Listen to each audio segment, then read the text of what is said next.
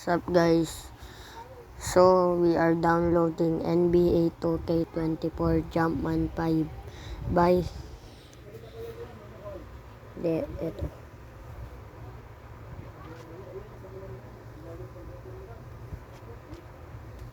So let's go.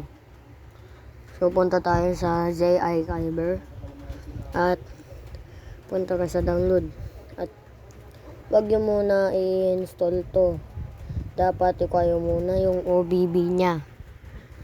So, extract, device storage, Android, at OBB. Diba nakita nyo na? So, pipindot nyo na ito.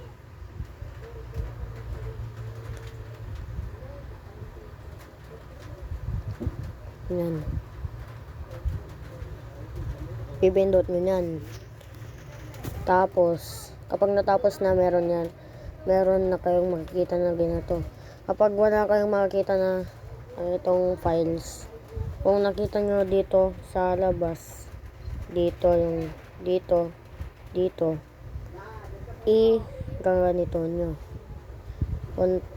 Kunwari ganito. Gatang punta tayo dito. Ganito ang gagawin nyo dapat. Ayan. At punta kayo dito sa itong square. Ipindot nyo at ikakat.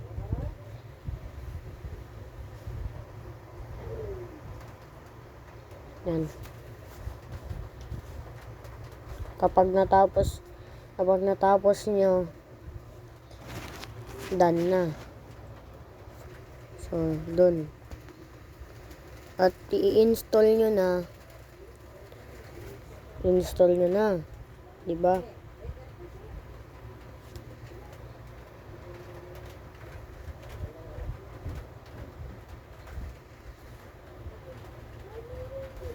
Kapag natapos na, ito yung dapat naka-offline ka. Next ay Wi-Fi. Kung nakaload ka, hindi mo na bubuksan dapat to kasi offline. So